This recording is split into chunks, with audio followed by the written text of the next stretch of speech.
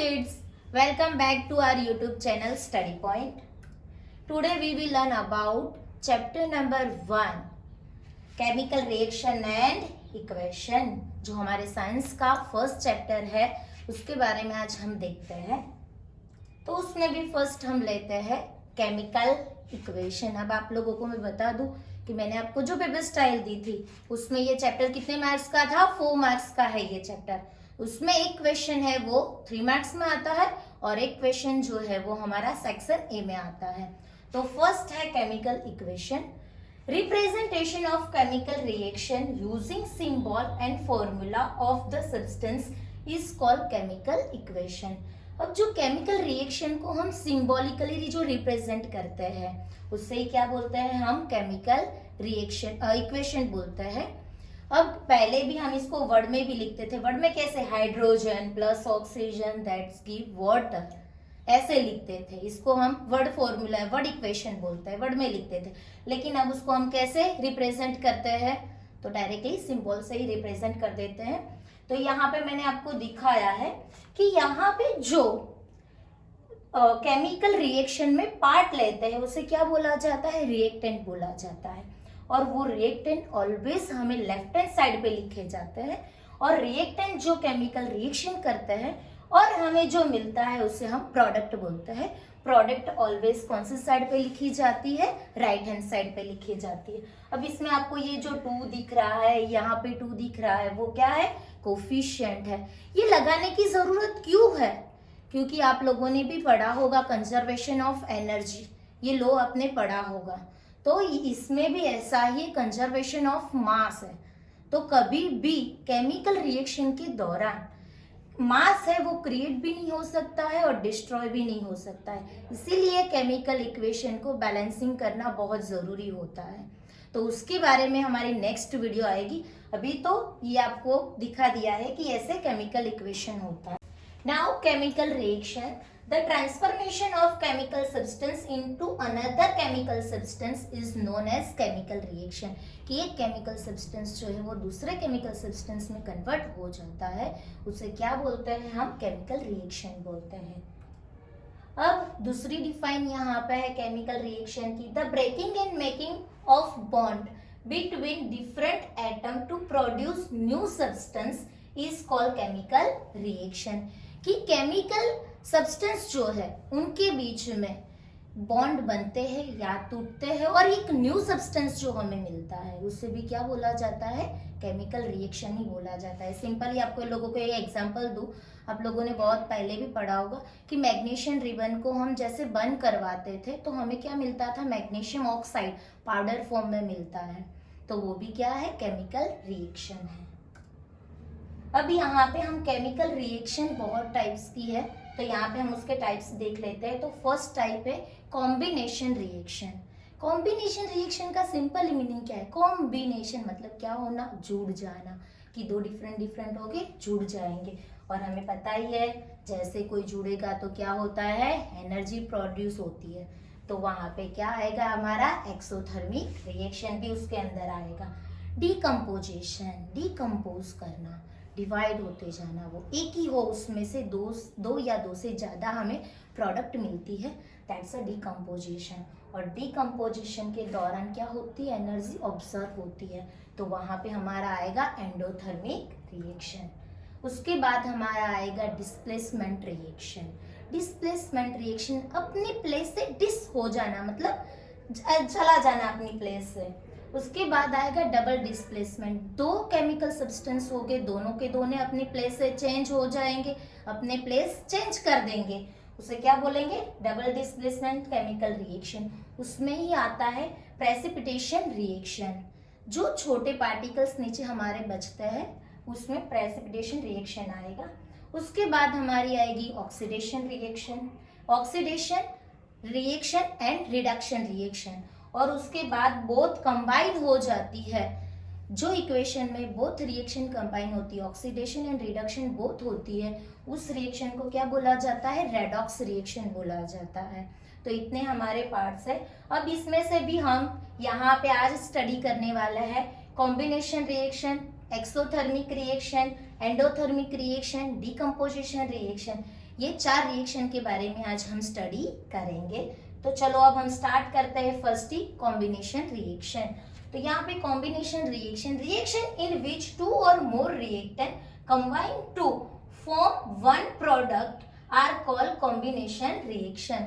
कि यहाँ पे क्या है, देखो ये 2 रिएक्टेंट मैंने लिए है, नाम दिया ये और भी 2 रिएक्टेंट है, उसको हम मिलाते हैं तो क्या मिलता है, हमें प्रोडक्ट ए बी मिलता है।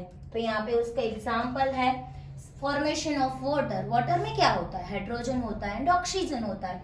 तो जैसे हाइड्रोजन एंड ऑक्सीजन मिल जाता है तो हमें क्या मिलता है, पानी मिलता है, मतलब वाटर मिलता है, H2O बनता है। H2 प्लस O2 कंबाइन होके क्या मिलता है, H2O मिलता है। बर्निंग ऑफ कॉल, कि जैसे कॉल को जलाता है तब कॉल क्या, ऑक्सीजन के प्रेजेंट में वो जलेगा। तो C plus O2 that's give CO2 carbon dioxide मिलता है। उसके बाद यहाँ पे मैंने आपको एक दूसरा एग्जांपल भी दिया है, कैल्शियम ऑक्साइड CaO, जिसको हम क्विक लाइम भी बोलते हैं और लाइमस्टोन भी बोलते हैं। उसकी वाटर के साथ रिएक्शन करवाते हैं तो हमें मिलता है कैल्शियम हाइड्रोक्साइड मिलता है, जिसे हम सेक लाइम या लाइम वाटर भी बोलते हैं। एक्सोथर्मिक रिएक्शन, मैंने बोला था कि कॉम्बिनेशन रिएक्शन के बाद क्या होती है, जो हीट होती है वो रिलीज होती है। तो यहाँ पे उसके ही अकॉर्डिंग हमारी क्या आई, एक्सोथर्मिक रिएक्शन आई है। अ chemical reaction in which heat is release along with the formation of product are called exothermic reaction। तो उसे हम क्या बोलते हैं, एक्सोथर्मिक केमिकल रिएक्शन बोलते हैं। कि जिस केमिकल रिएक्शन के दौरान हीट क्या होती है, रिलीज होगी, उसे हम एक्सोथर्मिक बोलेंगे। तो यहाँ पे हम सिंपली एग्जांपल ले ले ग्लूकोज का। ग्लूकोज की जब ऑक्सीजन के साथ रिएक्शन होती है तो क्या बनता है, कार्बन डाइऑक्साइड बनता है, वाटर बनता है एंड एनर्जी प्रोड्यूस होती है। अब हमारा सेकेंड टाइप आ रहा है डिकम्पोजिशन रिएक्शन। आप सबको कॉम्बिनेशन रिएक्शन में सबको पता चल ही गया होगा। अब उसके बाद हमारा आ रहा है decomposition reaction. Decomposition reaction in which one compound decomposes in 2 or more compound or element are known as decomposition reaction. कि एक ही रिएक्टेंट है, वो 2 या 2 से ज्यादा कंपाउंड या फिर एलिमेंट में वो डिवाइड हो जाता हो तो उसे क्या बोलते हैं, हम डिकम्पोजिशन रिएक्शन बोलते हैं। तो यहाँ पे देखो रिएक्टेंट में हमने लिया है ए बी रिएक्टेंट लिया है, जो उस पे केमिकल रिएक्शन होती है हमें क्या मिलता है, ए मिलता है और बी मिलता है। तो उसका एग्जाम्पल अब देख लेते हैं। तो एग्जाम्पल में लिया है फेरस सल्फेट FeSO4, जिसकी रिएक्शन हीट देते हैं। यहाँ पे देखो FeSO4 कितनी है, सिंगल ही रिएक्टेंट है हमारा यहाँ पे। तो हमें यहाँ पे मिलता है ferric oxide Fe2O3 solid form में मिलता है। देन सल्फर डाइऑक्साइड जो गैसियस फॉर्म में होता है, SO2 के फॉर्म में होता है, मतलब वो गैसियस फॉर्म में होता है। SO3 सल्फर ट्राइऑक्साइड बोलते हैं, जिससे वो भी गैस फॉर्म में ही होता है। ये किस फॉर्म में है, सॉलिड फॉर्म में, गैस फॉर्म में, कब क्या लिखना है उसकी वीडियो जब मैं आपको ये बैलेंसिंग इक्वेशन की वीडियो दूंगी तब उसमें हम बोल देंगे। नाउ अब डिकम्पोजिशन की बात करते हैं। तो डिकम्पोजिशन कितने टाइप से होता है, 3 टाइप से डिकम्पोजिशन होता है। फर्स्ट होता है वो हीट से होता है, दूसरा इलेक्ट्रिसिटी से होता है एंड तीसरा सनलाइट से होता है। तो यहाँ पे फर्स्ट हम देखते हैं, first he decomposition by heat. अब जो डिकम्पोजिशन हीट से होता है उसे क्या बोला जाता है, थर्मल डिकम्पोजिशन बोला जाता है। The decomposition of substance on heating is known as thermal decomposition. जो डिकम्पोजिशन की रिएक्शन होती है वो हीट से होती हो तो उसे क्या बोला जाएगा, थर्मल डिकम्पोजिशन बोला जाता है।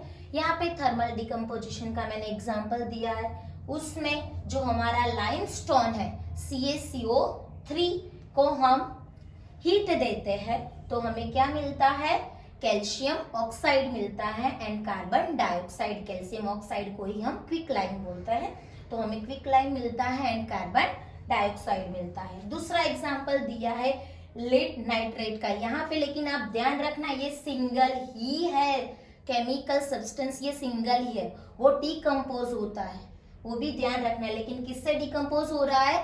हीट से डिकम्पोज हो रहा है। यहाँ पे लेड नाइट्रेट PbNO3 ट्वाइस जो डिकम्पोज होता है हीट से, तो हमें मिलता है PbO, मतलब लेड ऑक्साइड मिलता है। देन नाइट्रोजन डाइऑक्साइड मिलता है एंड ऑक्सीजन मिलता है। अब डिकम्पोजिशन थ्रू इलेक्ट्रिसिटी, जब इलेक्ट्रिसिटी से डिकम्पोजिशन होगा तो उसे क्या बोला जाता है? इलेक्ट्रोलाइटिक डिकम्पोजिशन बोला जाता है। तो यहाँ पे reaction in which compound decompose into simpler compound because of passing of electricity, कैसे वो डिकम्पोज हो जाते हैं? उसमें इलेक्ट्रिसिटी पास करवाते हैं और वो डिकम्पोज हो जाते हैं, are known as electrolytic decomposition, या फिर this is known as electrolysis decomposition, या इलेक्ट्रोलाइसिस अकेला उसे बोला जाता है। नाउ यहाँ पे इसका एग्जांपल दिया है वाटर। वाटर में जब हम इलेक्ट्रिसिटी पास करवाते हैं तो हमें क्या मिलता है? हाइड्रोजन एंड ऑक्सीजन मिल जाता है। अब डिकम्पोजिशन रिएक्शन का कैसे थर्ड पार्ट है उसका डायरेक्टली किससे? सनलाइट से हो वैसी, तो उसे बोला जाता है फोटोलाइसिस बोला जाता है, या फिर फोटो डिकम्पोजिशन रिएक्शन भी बोला जाता है। Reaction in which a compound decompose because of sunlight, sunlight से कंपाउंड क्या हो जाते हैं? डिकम्पोज हो जाते हैं, तो उसे क्या बोला जाता है? फोटोलाइसिस या फिर फोटो डिकम्पोजिशन रिएक्शन भी बोला जाता है। तो यहाँ पे मैंने आपको एग्जांपल दिया है, इसमें सिल्वर क्लोराइड, सनलाइट उसको देते हैं तो वो दो उसके मिल जाते हैं, सिल्वर एंड क्लोरीन है वो क्या हो जाते हैं? अलग अलग फॉर्म मिल जाता है। AgBr मतलब सिल्वर ब्रोमाइड, जो सनलाइट से डिकम्पोजिशन होता है तो हमें क्या मिलता है? सिल्वर मिलता है एंड ब्रोमाइन मिलता है।